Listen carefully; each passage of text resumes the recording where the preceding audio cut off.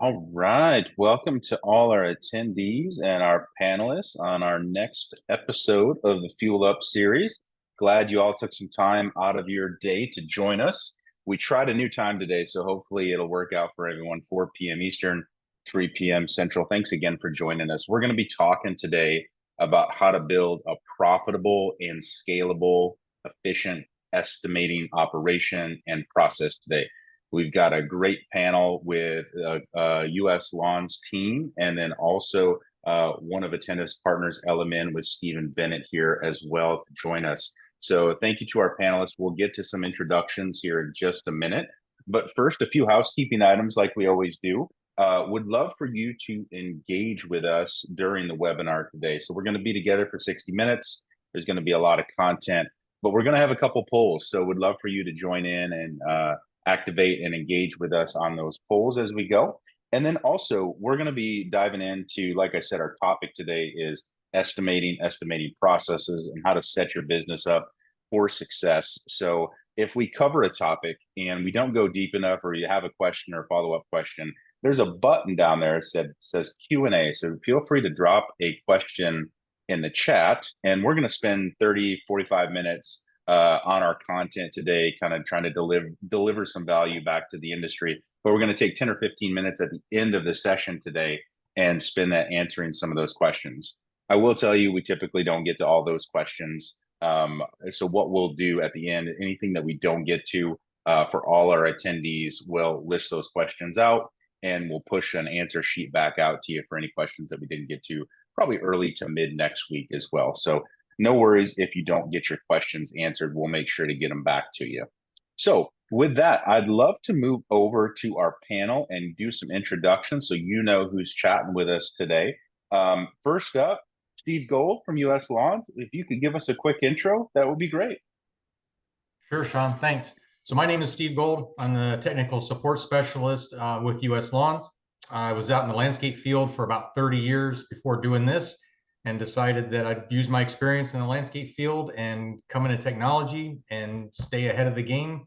And this is where I am. That's awesome, Steve. I appreciate you being here with us today and sharing some of your deep knowledge of the industry with us. Morgan, would love to have you do an intro for us.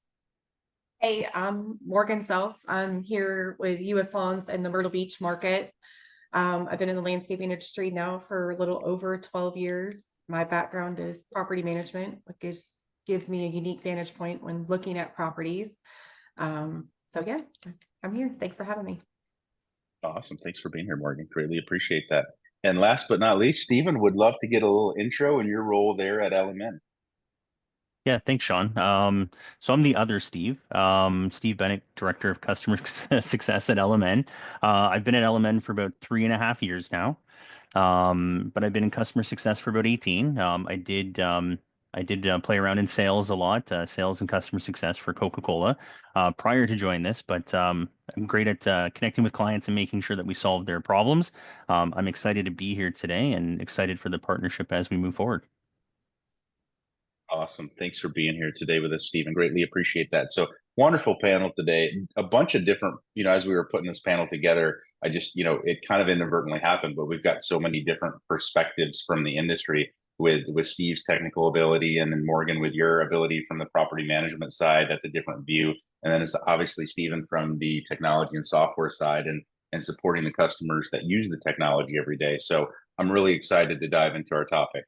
First, though, I just want to address, we've made it public, obviously, that Attentive and LMN are coming together as partners, and just wanted to cover a little bit about the why behind it before we jump into our estimating topic. So really two loved and valued products coming together to really form one powerful solution. So LMN and Attentive coming together to give really commercial landscaping businesses the best of both worlds, essentially. So AI-powered automated takeoffs, and then structured, repeatable estimating. So, what does that mean? It means really no more wasted hours on manual measurements, no more inconsistencies in bids, and really your sales reps spending time selling rather than measuring. So your estimators can focus on strategy and really not that tedious takeoff process. And we really crafted the content today around what we were going to talk about, specifically to where that integration with Attentive and LMN is going to come together in that estimating process. So that's one of the reasons we built this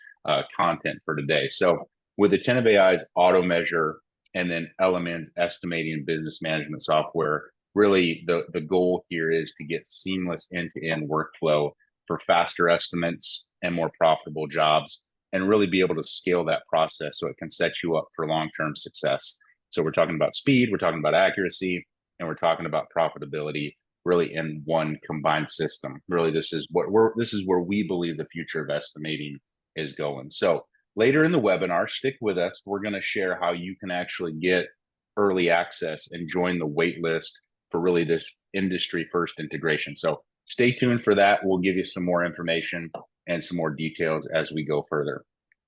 All right, so let's jump into our topic, right? Creating a repeatable, high-performing estimating process. So we want to jump into that and kind of talk through that. So Steve, I'd love to come to you first here on this and really talk through, what is a repeatable, high-performing estimating process do for us, right? What are some benefits of just having the process in general, right? I've spent some time with some businesses that don't have a process. I've spent some time with businesses that maybe have too much process. What does it look like, and what are some of the benefits that come off of that? So the importance of having a process in estimating and sales is it's repeatable, it's trainable.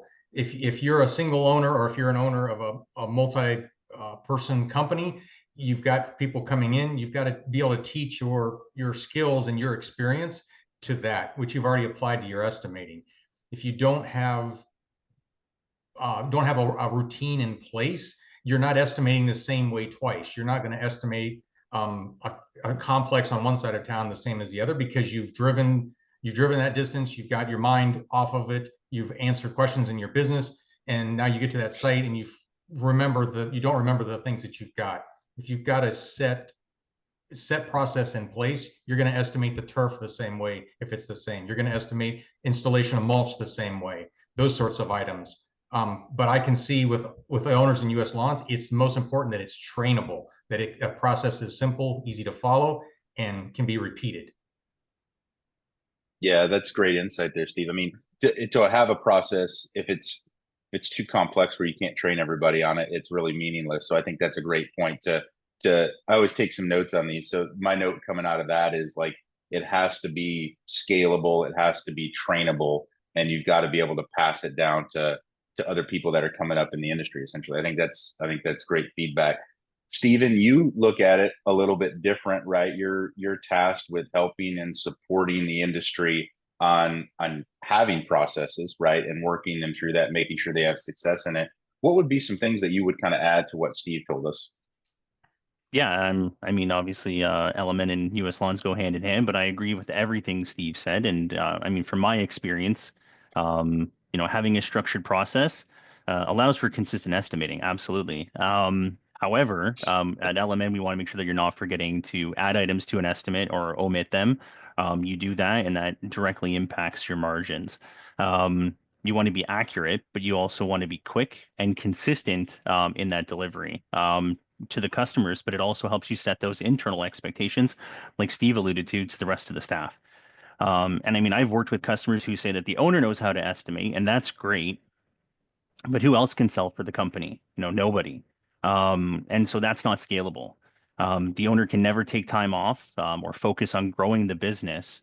And if they're the only ones that can estimate, that's not ideal. So creating templates, using something as Attentive, like as Attentive AI, using LMN will allow those owners that I've worked with to replicate what they've only known to that point. It allows them to trust other people as well in their organization to create those estimates quickly and, most importantly, accurately to sell that work. Yeah, you heard, like Stephen, you hit the nail on the head with that word trust, right? So much trust can be broken in that estimating process, and I think we'll talk about that handoff process a little bit more later in the conversation. But that trust aspect is so critical, and I think that speaks to the process side of it as well, right? A process, not only what Steve mentioned with the trainability, but also that process can help build that trust in that process as well. Makes a lot of sense. Great. Morgan, what would you add to that? Obviously we've heard trainability, we've heard building of trust, we've heard it supporting, margins as well. What would you add to that from your perspective? I think for me, because I'm more boots on the ground, I'm the one that's actually going out and handling the estimating and presenting to the customer, is for me, it's the detailed cost breakdown.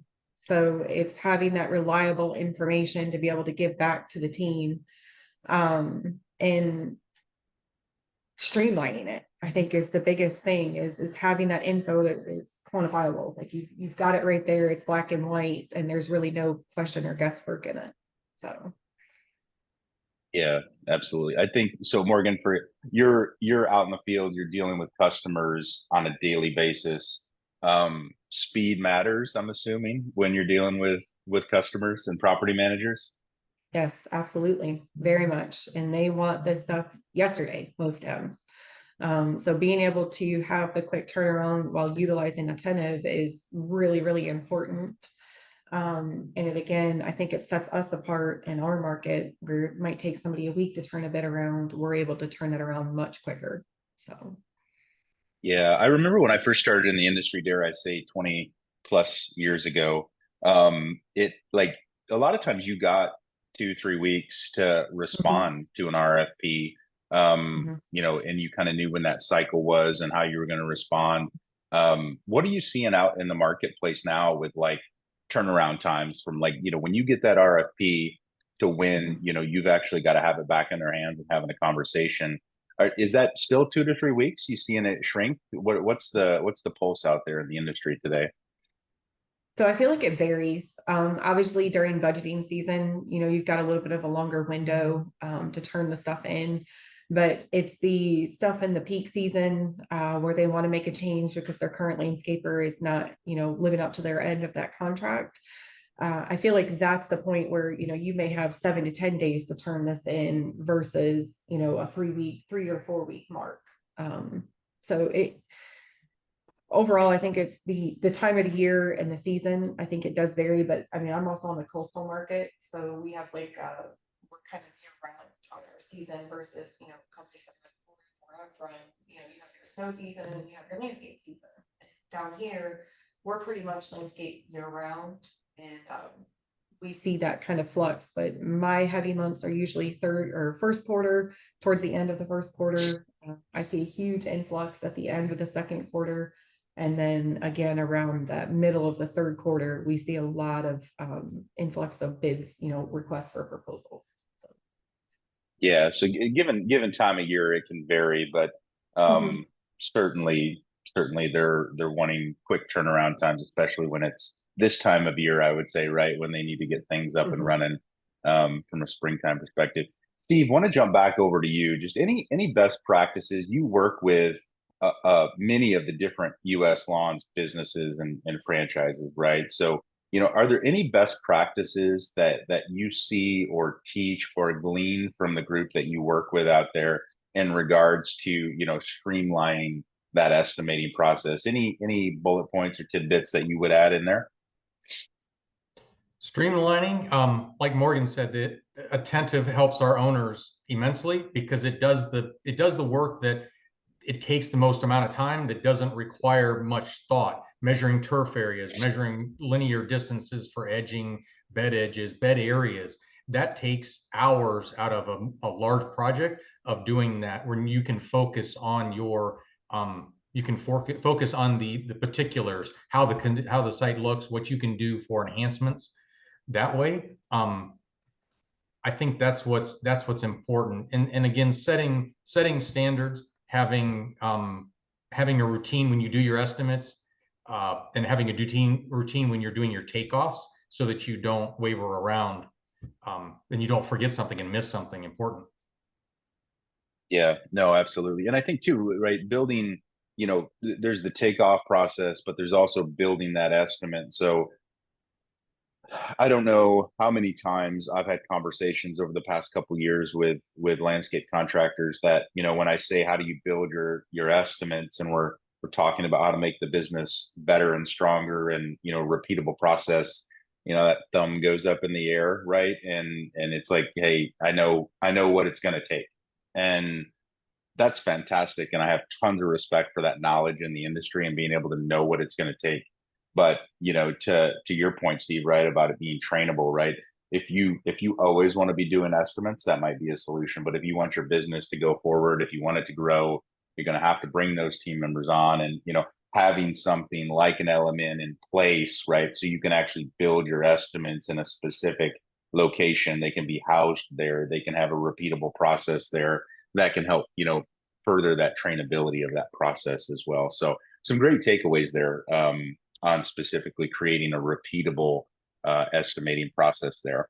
We're going to get to aligning estimating with sales and ops. It's a big topic. It's probably going to be a good portion of our conversation today. But I'd like to pull up our first poll here, and would love for the group to join in with us in this poll that we got pulled up here. So just give us a moment to pull that up, and you can participate in there. And also, while this poll is coming up, please remember, we've got the Q&A box there at the bottom. You can feel free to drop in there. And if you have any questions for our panel, we're going to do our best to get to those at the end of the webinar. So we've got our poll up. The question is which part of your estimating process needs the most improvement today? So A, gathering accurate job cost data. B, creating a repeatable estimating workflow. C, aligning estimates with sales and operations. Or D, speeding up bid turnaround time, kind of what we talked about there with Morgan a little bit on speed to proposal. So feel free to jump in there and add your answers there for the poll. We'd love to have you participate with us. All right, let's go ahead and close that, and then we'll see the results here as well. Just a moment. All right, pretty even, more even than I thought it would be. So creating a repeatable estimating workflow wins out with speeding up bid turnaround time, not too far behind that, which makes sense. Great, fantastic. Well, thanks for participating in the poll. Let's move over to our next topic: aligning estimating with sales and operations for maximum profitability. So Morgan, I'm going to go back to you on this one to get us started here. The main question here is how to create a seamless handoff between sales, estimating, and production. And I've seen this like inside the same company, right? I've seen this happen really well, and I've seen it happen really bad. And it's amazing to me how much that handoff process, that first impression you give to that customer on that communication side, you can almost draw a direct correlation to if that account churns or doesn't renew, if it's a bad one, or if it goes really well. That handoff process I'm speaking of, if it goes really well, that maybe they buy more ancillary, or they buy more enhancements because they feel the relationship's going really well. What are your thoughts there on how you create a seamless process for that to actually happen out in the field? I know it's not easy. Yeah, so this is kind of how I do this is, so with our team, we establish really great communication. So the first thing is handoff of the documents from the sales process, whether it be the bid sum, the attentive, any square footages, or anything like that. And then we're looking at regular communication with our team. So I'm internally talking with them and saying, hey, these are some of their pain points. This is what we talked about while I met with them. And, some customers I sell within 6 weeks, some of them take 6 months, some of them take 12 months. And so you really get to know these customers. So building that strong relationship with the customer is ultimately what's going to help you hand it off to your team. So another thing that we do is we kick off a meeting with the customer and our team so that we're all on the same page. This helps eliminate any questions from when I'm handing it off to the team. And then we also do a 30-day check-in with the customer once I've handed it off. So that customer knows they still have access to me as the salesperson. But I'm always like, hey, I'm going to loop in your account manager. And again, it funnels right back to the big thing is communication. It's huge for what we do when we hand this stuff off. Yeah, it's a common thread. Like anything that goes well in the landscape industry is highly communicated. And this is like this is I view it as like whatever word you want to use, bottleneck, linchpin, whatever it might be. This is so Mhm. critical to making sure it goes well. And I appreciate you sharing some of the hows, right? The sharing of the docs, the kickoff Mhm. meeting, the 30-day check-in, knowing that there's a team atmosphere when you're coming together for that customer is super important. Stephen, would love to get your perspective on this. Anything you would add there to what Morgan detailed out for us? Yeah, so yeah, absolutely, Shawn. Thank you.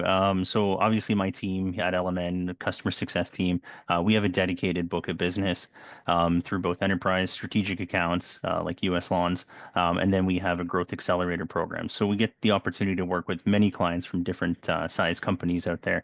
And from time to time, we get to attend on-sites.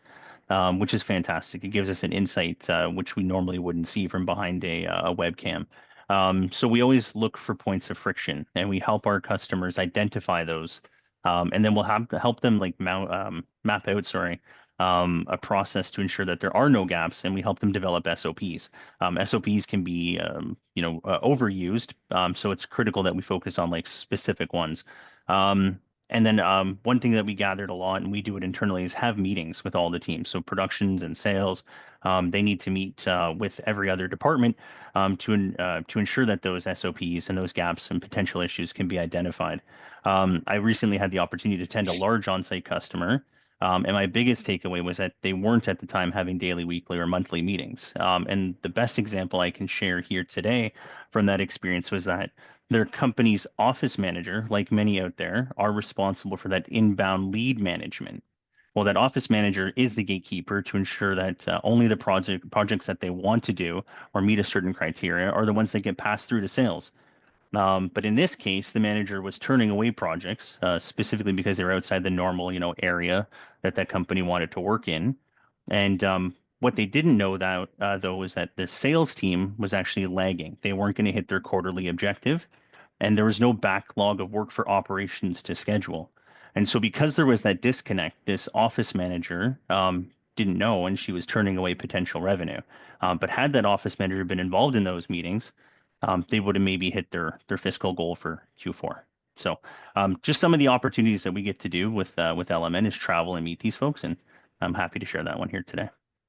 Yeah, great feedback there, Stephen. I mean, it goes back to the communication side, right? Of being able to maybe pass those leads through a little bit more if we knew what was happening on the other side of the business.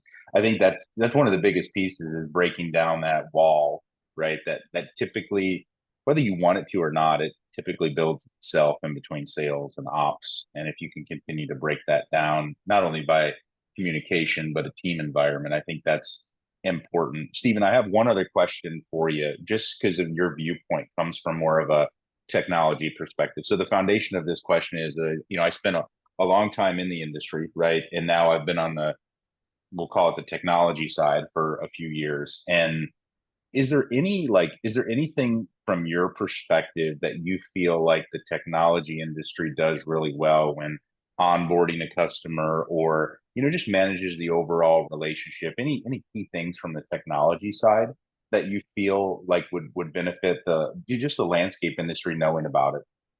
Yeah, absolutely. I mean, I found that poll a little interesting. I think the lowest response was job costing, and I found that that was kind of interesting, to be honest, because that's a big one for us at LMN. Being able to see if similar work, whether it's the onboarding or the actual part of the process of doing the work, being able to see if similar work is constantly going over. And ensuring that you improve that estimated time moving forward is, vital, right? And if not, I mean, you can't identify areas of your business that need improvement, whether it's the estimator or crews consistently going over on projects. You need to address those concerns with either additional training or some sort of like managerial oversight. And so, yeah, absolutely, we see those opportunities from our side. Yeah, great feedback there. So I think the two big things I got from you, Stephen, are points of friction. Let's identify those proactively. And then I love what you said about SOPs, right? Because I'm a big believer in minimum effective dose, and you can SOP yourself to death, but there's a balance to the right SOPs to making them effective. So they actually get done and aren't just a binder on the shelf, so to speak. Great feedback there. Steve, I'd love to come to you. Any other success factors that you think would help our attendees of the webinar just kind of identify in that, that sales to estimating to ops handoff process? I'm going to sound like an old saying that's, yes, I'm going to sound like a broken record, but communication within your team, communication with your customer is just, you can't do it enough, and it's free. It's just the easiest thing. With the systems in place and available to folks now, everything is digital. Everything can be put on there. The sales developers will put the notes in there. They'll take pictures of the property. They can put them in programs. Then the crew leaders, the account managers, the production managers can open those and see, okay, hey guys, don't trim here, don't do that. That's communication. Communication is going to continue from sales 3 months into the execution of the property, even on a daily basis. Plus, as the company grows and they hire new folks or replace them, now they don't have to, nothing is forgotten. The same pictures that were there on day 1 are now there on day 151 for those folks. So that's a good handoff right there. Is nothing is dropped, nothing is missed. Digital photos are provided, maps are provided, clear instructions are provided. That's where your team is going to succeed, and that's where your business is going to grow, because they're following what the customer wants and hitting their hot points.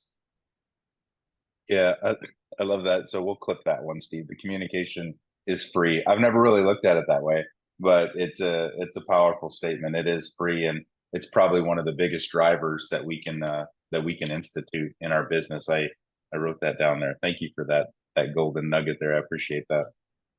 Beautiful. Okay. I think one thing I might just add to this point before we move on to talking a little bit more about technology, is on that meeting that Morgan mentioned, right? That kickoff meeting. If she talked through sharing documents, she talked through a kickoff meeting, and then that 30-day check-in. One of the things that I've seen a lot of success is in the vein of communication, but like deciding, two things in that kickoff meeting. One is, how are you going to communicate with your point of contact, right? So some people love text, some people love phone calls, some people love emails, right? Some people love all three. So actually asking that question in the kickoff meeting, if you haven't uncovered it in the sales process pre, contract closure, that's one thing to determine in that meeting is, how does your customer want to be communicated with, so it's less frictionless, like Stephen mentioned. And the other piece is like, how often do they want to be communicated to? So essentially, obviously, there's a minimum effective dose there. Like, I am going to be in touch X amount of times with you, whether you like it or not. You don't have to respond to me, but this is what we're going to do, and this is our cadence. But I used to have a customer back in the day that every Monday at 10:30 a.m. I would pick her up and we would drive around every single property, right? And we'd look at it all every single week. And granted, it was a large customer, but she wanted in person. And then I've had other customers that absolutely don't want to hear from you unless there's a problem. And then you can determine a different kind of cadence from there as well. But I think in that kickoff meeting that Morgan mentioned, having that conversation about like, how do you want to be communicated with? And okay, what does our cadence look like?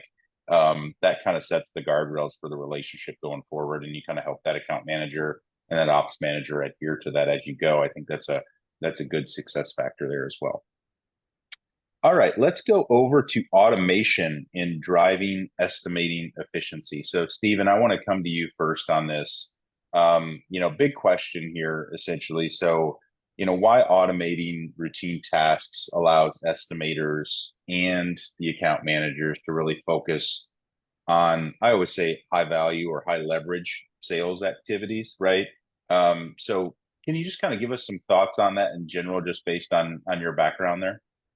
Yeah, absolutely. So first, I'll talk a little bit about LMN and what we try to do here to help this out. So we create at LMN with our customers work area templates. We would refer to those as work area templates, along with the usage of production rate calculators. And the reason why we want to use those is we want to be able to get the job site measurements to become accurate on labor and material usage on those proposals.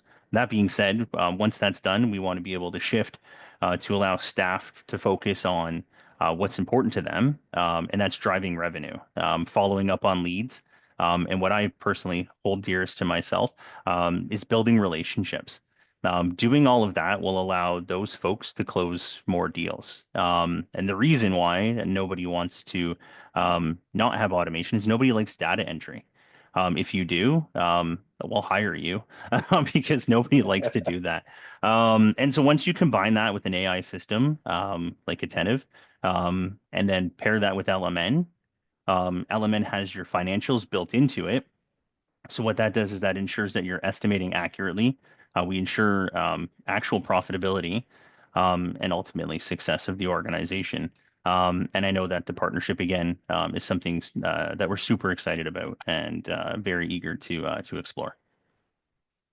Yeah, that's great, Stephen. I'd love to just maybe spend a little bit minute. You mentioned work area templates. Can you kind of give the attendees and myself just a little bit more just detail on what that is and how that kind of helps? Yeah, absolutely. So in LMN, we would create a work area template essentially from labor items, equipment items, essentially as well, and then material items.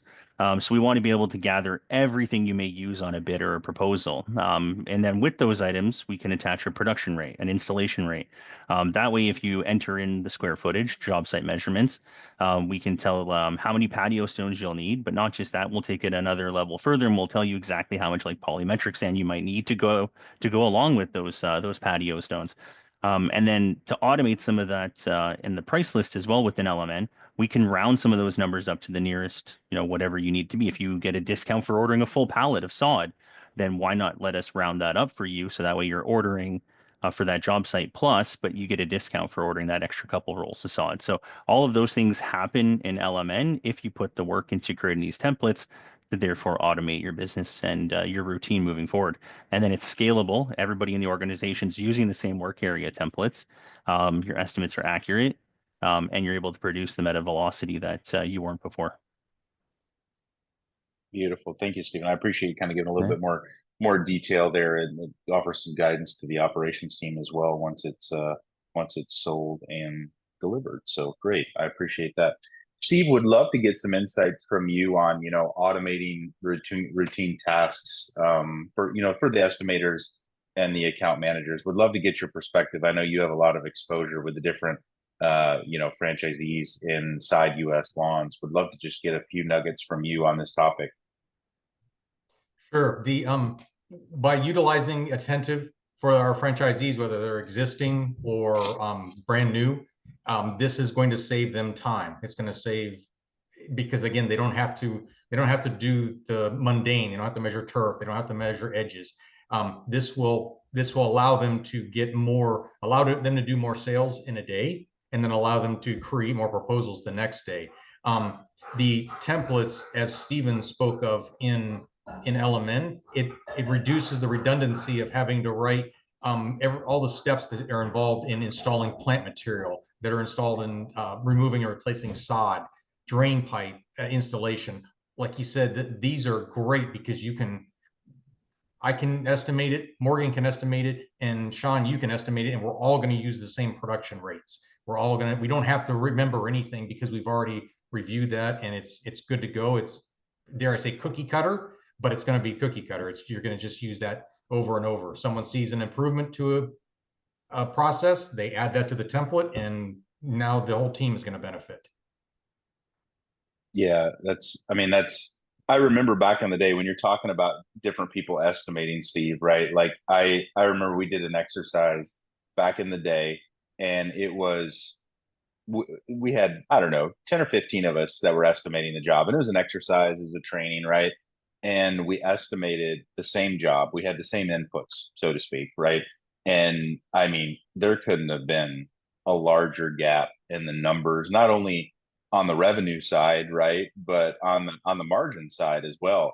There were different markups on other job costs. Equipment rental was marked up, it wasn't marked up. I mean, it was just all over the place. And so, I think that's an important thing to remember as you grow, and you need to standardize your business more. And if you can make that a repeatable process, not only does it deliver the trainability that you talked about before, but it makes things quicker. And if there's one common theme with today's business, no matter if it's landscape or snow or whatever it might be, the expectations for speed are not going down. They're going up. Sometimes it feels weekly, as well. So I think that's valuable insight there, Steve. I appreciate that. Morgan, would love to come over to you to kind of round us out on this last topic of automation here. In your mind, why automate these routine tasks? Estimators, account managers, what does that look like in your world? You're dealing with it every day. Yeah, so I mean, kind of my key takeaways on this was it's creating a higher quality customer interaction. It's what kind of goes on what you were saying. It's a faster response time on our end, which makes us look good. We're increasing our efficiency. I'm not out, physically measuring properties, which would take me a half a day, and Attentive, I have it back in 24 hours, and everything is done. And then it allows me to focus on the relationship with that customer and to focus on the sales process of, winning that work. Yeah, it's an important thing to understand where that time's going, right? Like if you can simply say higher leverage or higher value tasks, but I always, in my world, I dial it back to the estimators, and that takeoff process can be, I mean, it can be 80 to 90% of the actual estimating time. And if you lift that off their shoulders, and you can put their focus more on, what does it look like if an estimator is giving a second option for a job? So you have a scope of work, right? And then you give a second option because you have the time to think through the job and create it. And this might actually be more what they need. You can offer an option, or you move that estimator closer to the customer interaction. There's tons of estimators I've worked with in the industry that, when you bring them beside a salesperson and you've got both the technical aspect and the sales aspect coming together to have that conversation, it's without a doubt going to raise your close percentages on a job. So being able to have that time back first is step one, but what you do with that time afterwards, especially with that estimator or that account management position, there's many more other tasks that they could be doing that will create more impact for the business. So no, I appreciate that very much. Thank you so much for those insights, as we kind of talked through this process. All right, would love to pull up our next poll, our last poll. So please engage and activate here with us on this poll. Got a QR code here on the screen. If you'd like to explore how LMN or Attentive can help, feel free to give that QR code a scan. And then our poll here. So would you like to join the early wait list for the Attentive.ai and LMN integration? You can click yes, sign me up, or no, I'm sticking with my current. Someone put slow in their estimating process. But you can certainly click yes, and we'll have you on our list to notify you. We're working through the timeline of the integration, and by clicking yes, that'll get you on our wait list, and we'll be able to put some more information out as it becomes available to be able to make you aware of timing and when things are going to happen, and how these two systems are going to come together and get you some early access as well. So please feel free to click that yes, sign me up, and we'll take advantage of that. Also, while we leave that poll up there just for a few more minutes, we've got that Q&A box, and we're gonna quickly enter into our Q&A time here shortly. But feel free to pop that Q&A button there and punch in any questions you might have. We covered a lot of information that related to the estimating process today, so you can drop your questions in there. So just a recap of what we're going to leave that poll up just a few more minutes, so you can click yes, and get on our list for the early wait list. But a couple takeaways while we keep that up. A few things that I mentioned. Your process has to be trainable. It can impact your margins. I love what Morgan said about having the documents ready for your customer, having that kickoff meeting and talking about that cadence of communication and the way of working and how we're going to communicate. 30-day check-in is imperative when you're onboarding a new customer. Stephen brought a great perspective on, identifying points of friction in your process ahead of time, and then having just enough, but not too many SOPs, and making sure that they are targeted SOPs. So don't just decide to have an SOP, but make sure they're targeted and they're achievable.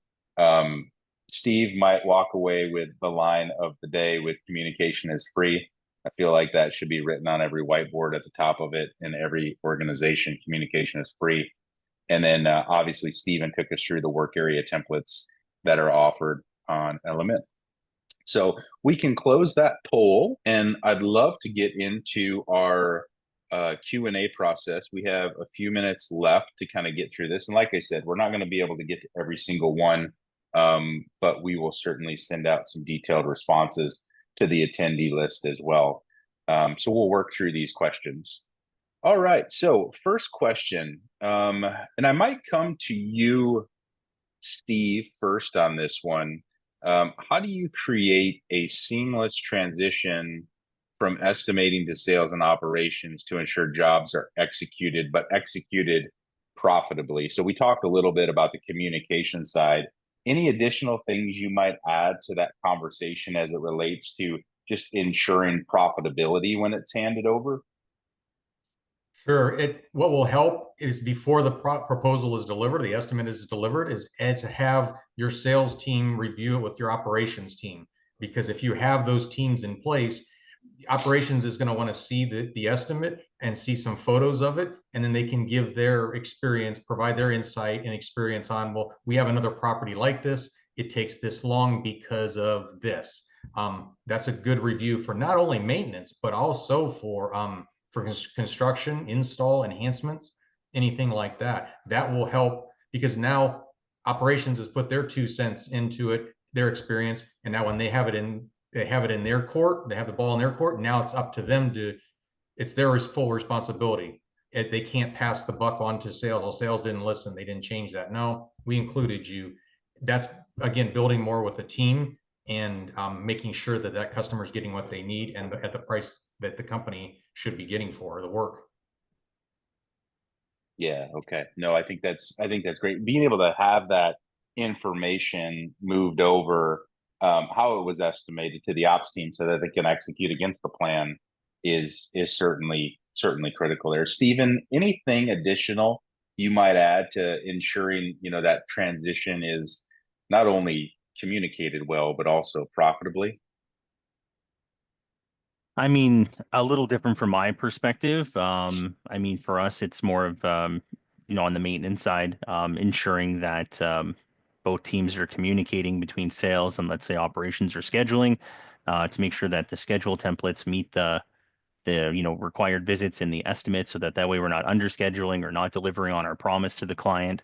On the design, build, or construction side, when we use LMN correctly, we can essentially see how far out work is scheduled, and if we need to reschedule it, how far out. So having those meetings and having those talking points between the two different departments, divisions within the company, is critical, because changes need to be made within a software system like LMN.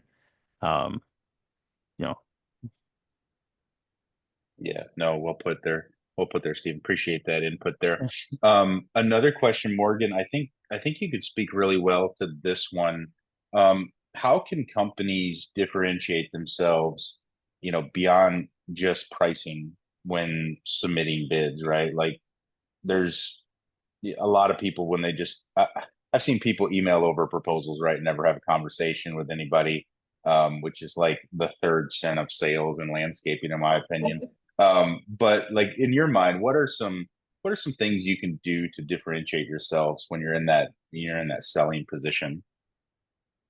I think putting yourself in the customer's shoes. So the customer experience is, getting to know that customer, maybe more so on a personal level, and then kind of taking those notes. So something that I do is I will meet with somebody and I'll put down a Q a few key points, there we go, of what I learned about them, so that, you know, when I circle back on them, if they don't need a bid right away in 3 months, I can check in and say, hey, you know, how's your dog? Or, you know, just learning and kind of getting more on a personal level with these customers. And then kind of keeping that contact with them. So we utilize another program to kind of push out information. So just keeping our name in front of them, or dropping stuff off in person. Everybody loves, you know, little swag things, whether it be, you know, sticky notes or pens. We have the best nail files on the beach, you know, that kind of stuff. That's just silly. In our industry here at the beach, property managers are about 80% female. So we try to gear some of our sales swag stuff towards, you know, makeup compact mirrors, sewing kits, and just try to really think outside the box. We do a lot of lunch and learns to kind of get, again, just in front of them, so that they're hearing US Lawns and keeping our name in front of them. Yeah, no, that's great, Morgan. I appreciate that feedback. I think differentiating yourself there is outside of price. I think sometimes too, right? Sometimes we get so caught up in the speed at which we need to operate to get proposals out, especially this time of year for most of the country. We start to forget that we're the experts, right? So like a property manager might have a scope of work, but that scope of work might not be revisited for, I don't know, 15, 20 years, right? And it's just been passed down from individual to individual as they've kind of churned out of that position. But really, like, using our knowledge, I'm a firm believer that we are more of experts in the industry than we give ourselves credit for most of the time. And you have different insights into that property. Every property's different, right? And being able to bring those insights and help that customer buy from you as well, right, is like, that's a key differentiator. That's not happening a lot out there. Sitting down, having a business conversation about how the landscape impacts their property and what they're thinking about and what they're metriced on. You know, that's a big opportunity to differentiate yourself in that sales process as well. Great. Okay. Couple more questions we'll get to here before we close out. Tons of questions in the chat, so really appreciate that. So real quick, one here is Attentive.ai's automated takeoff primarily for measurement of existing properties for maintenance estimates, or it can be used with digital plans for projects and development for estimating installation costs. I'll take a quick swipe at that one and answer that. Yeah, so Attentive.ai has two sides to the platform. They've got the aerial side, which estimates or which does takeoffs for aerial imagery, primarily used, obviously, for the maintenance side of the business. And then we also have our blueprint side of the platform that typically serves both sides of the business. So if it's a new construction and you need to provide some budget guidance on what a maintenance project will look like, you can run the blueprint plan set through Attentive, and it will get you back your takeoff. But a lot of times it's used for the construction side of the business as well. So both aspects there. And it does have a manual measurement function as well, where you can use it for some ancillary bids as well. All right, great. Couple more questions here we'll get to as we go. Let me just scroll through here. I appreciate the involvement here. And if you did miss us on the poll there and would like to make sure you get on the wait list, you can scan that QR code and you can take it to either LMN or Attentive, and we'll make sure to put you on that list as well. All right, one last question here before we close up our time today. Certainly appreciate all the involvement. All right, any key success factors when you're working through your handoff plan? Let me read this here real quick. Any key success factors that you could share on working through your handoff plan from sales to operations again? So maybe we'll revisit that one just real quick. We'll do a little round robin. Steve, we'll come to you first. Any other key success factors that we can help with the team on when you're handing that sales off to operations, that critical point? Anything additional you might add there? Include the crew leader that's going to be servicing the property, and then include their account manager, the production manager with the sales representative as well, and walk the property. Have the sales, I'm sure, has seen part of the property. They've got the map. Have everybody walk around and look at everything: hills, hidden areas, passageways, gates that they have to get through, that sort of thing, to really cover 100% of that property.